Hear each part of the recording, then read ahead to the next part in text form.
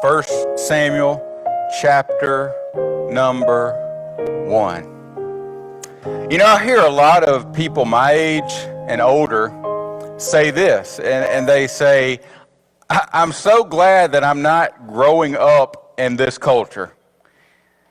And I think that puts a lot of pressure on a lot of our young people and our next generation, but it's so true. I can remember growing up in middle school and high school on the weekly basis doing something that was embarrassing. And all my friends would laugh at me. I remember in middle school where I had a buddy who put toilet paper on my backside, and everybody's laughing at me, and I had no idea what was going on, right? I mean, this is just middle school humor. But I would just get them back the next week, and everybody would forget about it. But think about this generation, all right? You're in the 6th, 7th, 8th grade, and you do something embarrassing.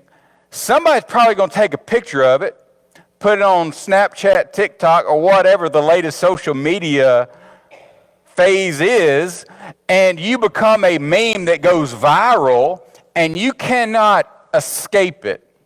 You can't get past it. Right, teens? I mean, I'm trying to help you here. It's a difficult culture to grow up in. It's a crazy, chaotic culture, and as a result, I am convinced that the National Institute of Mental Health, they have it right. Younger generations today struggle more with mental health issues than every other generation combined. Let that sink in. Mental health, depression, suicidal ideation. And what they've discovered, the National Institute of Mental Health, the widespread adoption of smartphones and social media, young generations are having difficulty sleeping. I'm talking about teenagers having difficulty sleeping, decreased physical activity, and a lack of social skills.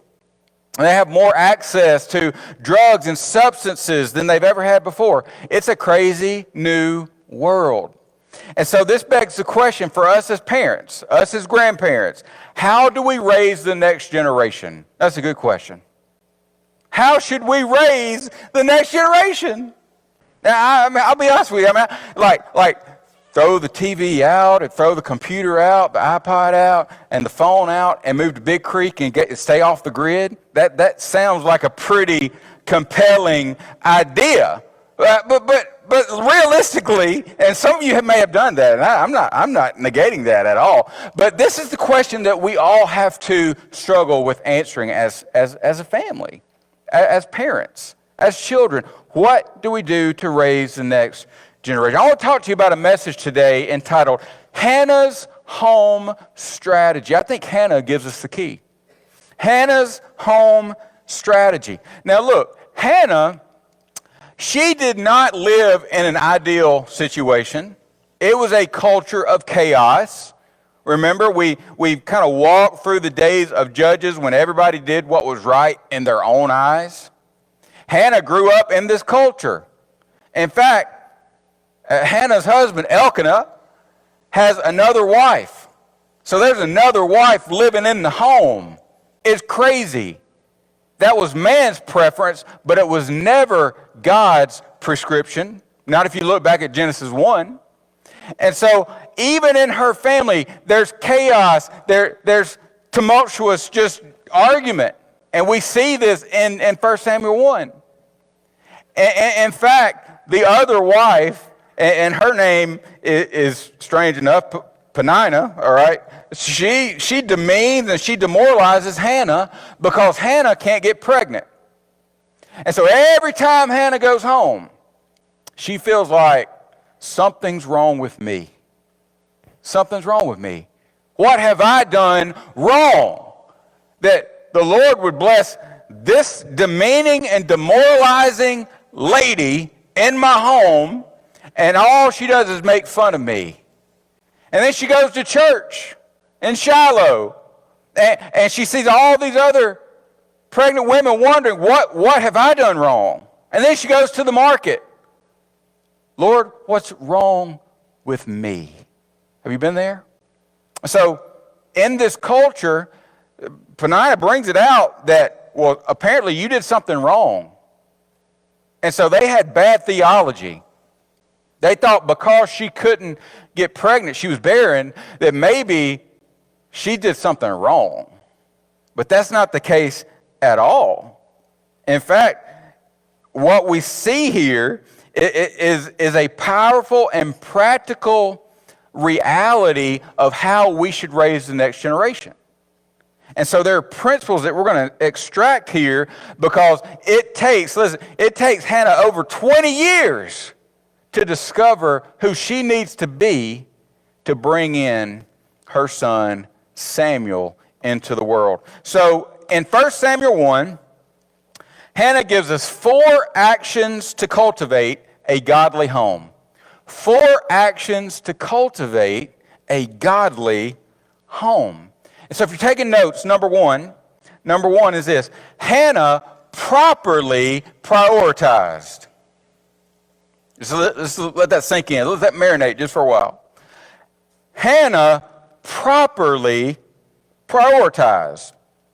And so we're in a day and age where the people of God, they have been rebelling, and Hannah is this hinge point story of transitioning from rebellion to restoration. And it all starts with Hannah. You can't make this story up. 1 Samuel chapter 1, verse 10 says this. The text says, she was deeply distressed and prayed to the Lord and wept bitterly. For 20 years. 20 years she was reminded of her problem everywhere she went. She probably thought it was her fault. But now that we know the rest of the story, we look back, and yes, the Lord refrained her from having children. But it wasn't to pay her back. It was to bring her back. It wasn't to pay her back, it was to bring her back. In other words, the Lord had to birth something in her soul before she could birth a son in the world. She had to go through this process of desperation. And it was in her desperation that led to her dependence on the Lord. So what does she do? She prays. And if you think about it, you know why a lot of you don't pray? I'll just be honest. It's because you're not desperate enough. You hadn't let go. Because you're convinced that you can carry the burden. And prayer says, God, I give up. I give this situation to you. I entrust this to you. But notice here, she doesn't just petition to God. She makes a promise to God. The prayer led to a promise. And so we read in the text, verse 11, here's the promise. She vowed a vow and said, O Lord of hosts, if you will indeed look on the affliction of your servant and remember me and not forget your servant, but will give your servant a son, then I will give him to the Lord all the days of his life, and no razor shall touch his head. That's the Nazirite vow. And it's a vow that I am dedicating this child to the Lord. But not just dedicating, I'm having the discipline as a parent to continue that dedication after the cute little show on stage and we say we're going to dedicate him to the Lord. No, we're talking about the dedication to continue giving your child to the Lord. So notice here what she didn't pray. Notice here what she didn't pray.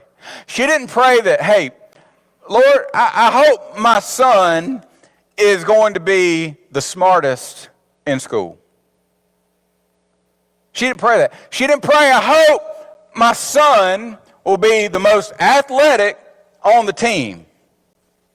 She didn't pray that.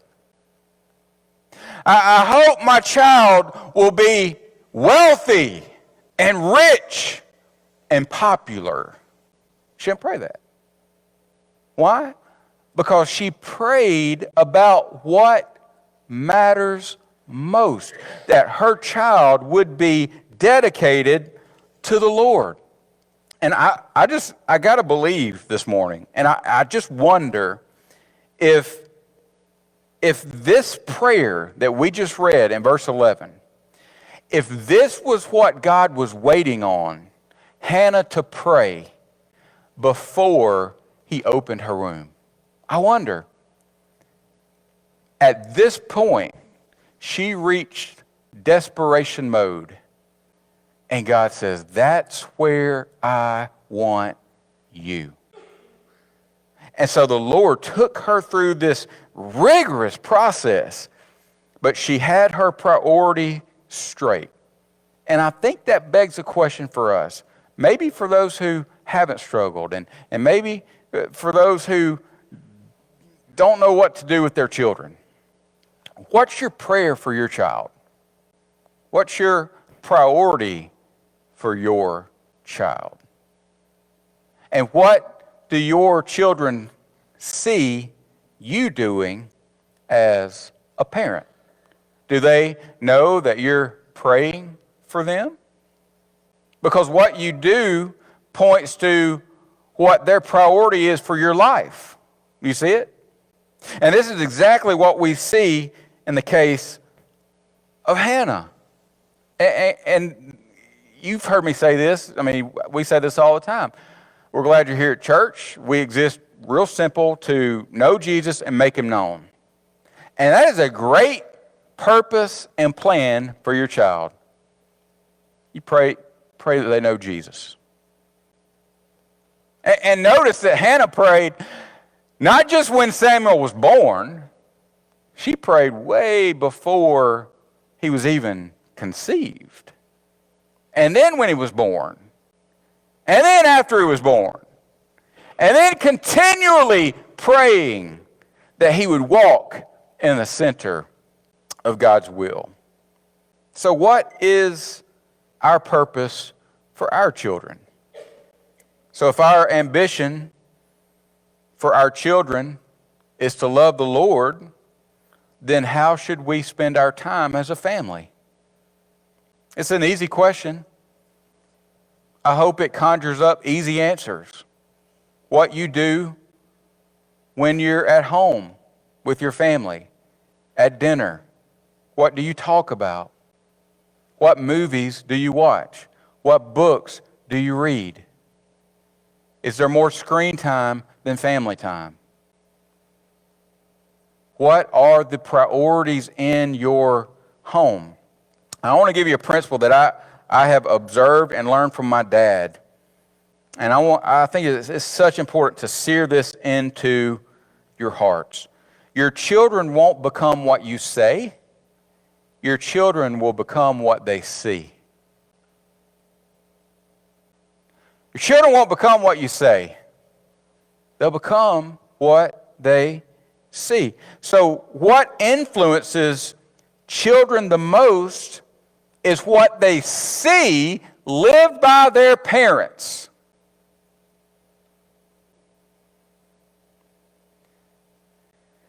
And your children know.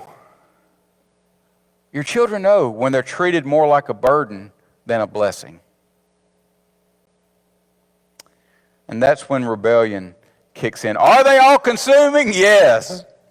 Do they require constant care? Yes. Are they expensive? And will they make a rich person poor? Yes.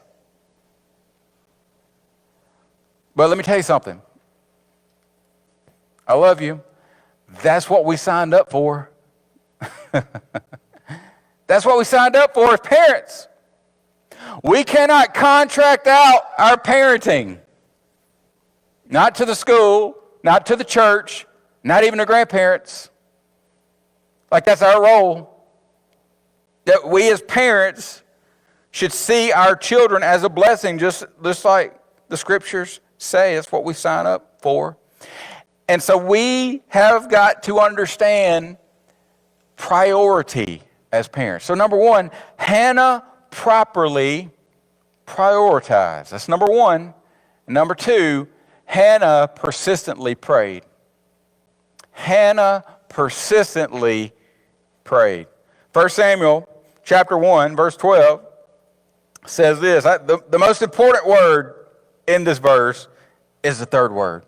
She continued persistently praying before the Lord. Continued persistently praying before the Lord. Well, Chad, yeah, I get it, I understand it. It's all great in theory, but my kids, it's too late. You talking about prodigal son, like prodigal season, prodigal life. Continued persistently praying. Talking about rebellious child, wayward teenager. Keep on praying like Hannah. And look, not only did Hannah's family know she was praying, everybody knew she was praying. Hey, can you pray for me? I've been praying for a son. I just need prayer. The altar of Shiloh, it was always Hannah. She's pouring it out. God, I've reached the end of my rope. I'm desperate. That was Hannah. And look at what happens in the latter part of verse 12. Eli observed her mouth. Now look, Eli here in the text, he's the chief priest of Shiloh. He's observing Hannah's prayer. He's like a big deal. All right. This is the high priest. This is the big bishop. He's big boss. All right. This is the guy that everybody respects, and he's observing her mouth. He's over like the Israelite Shiloh convention. All right. He's observing Hannah, and he's like, Hannah, you're always at the altar. Something strange is going on. He's observing. Now look, pastors do this all the time. They observe when they preach. I do this. And sometimes I observe whether or not you're alive or not. Sometimes I observe what you're thinking about what I just said. And if you're thinking that what I just said is relating to you, and 99.999% of the time it's not, and if it is, it's the Lord. This is what Eli, he was trying to figure out what in the world's going on with Hannah. And he got it way wrong. Just like I get it way wrong. He gets it way wrong. Look at what happens in verse 13. Hannah was speaking in her heart, only her lips moved, and her voice was not heard. That's strange. So listen to what Eli says. Eli took her to be a drunken woman. Whoa. Verse 14. Eli said to her, how long will you go on being drunk? That was a strange encounter at the altar. Put your wine away from you. In other words, listen, Eli was so used to the congregation being so cold and so callous that it struck him as odd when somebody came to pray and poured out their heart. That's a pretty callous culture. When even the people in the church don't have a heartbeat. He thought she was drunk. He thought she was drunk. And in a way, listen, she's reached a point of desperation that she is drunk with the presence of the Lord. And nothing else. And she's just giving it to God. And it broke her. And Eli, the big bishop,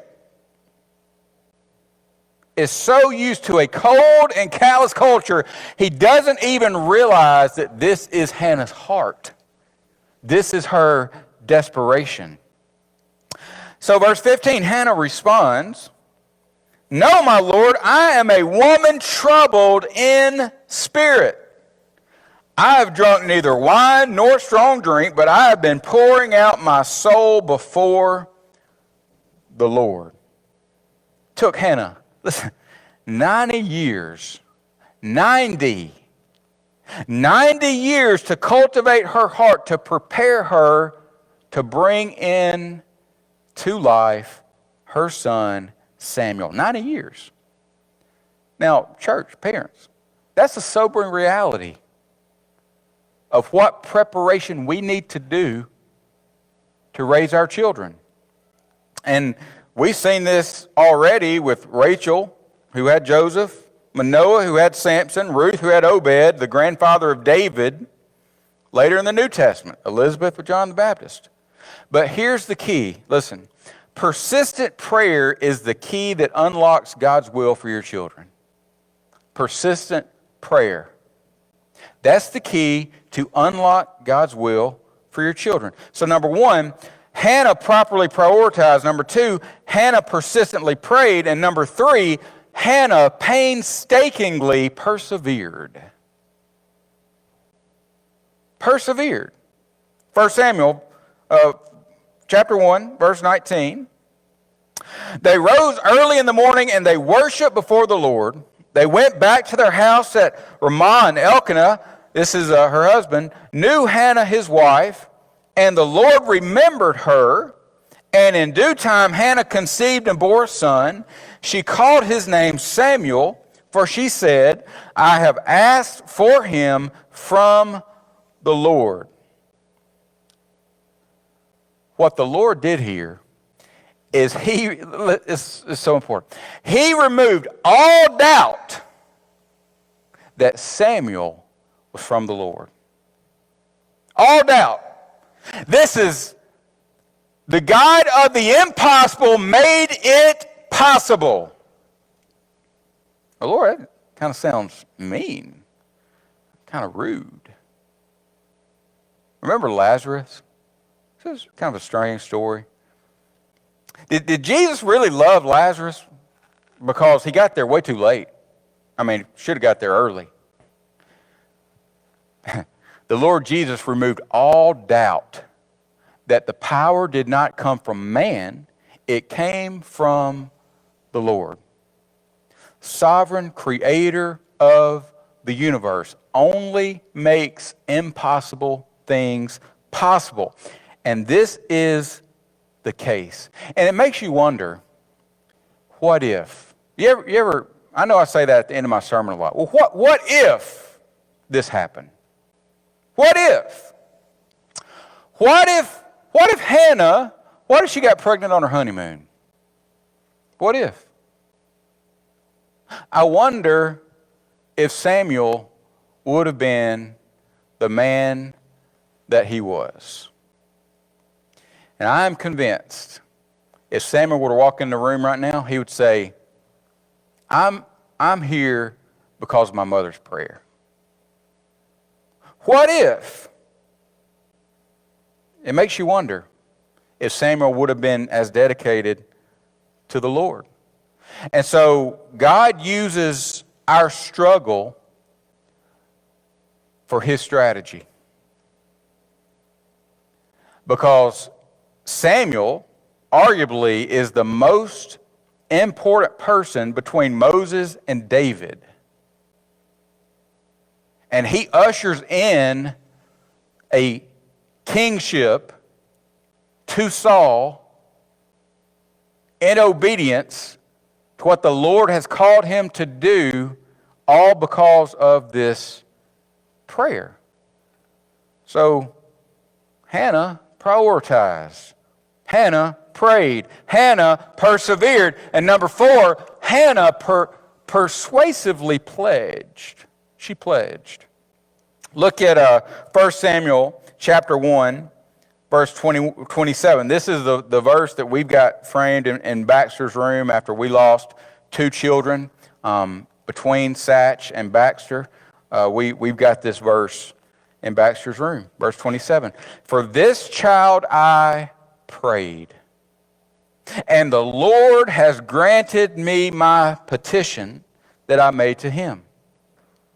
Therefore I have lent or given him to the Lord. As long as he lives, he is lent or given to the Lord. In other words, if Samuel's a gift from God, then I'm going to give him back as a gift for God.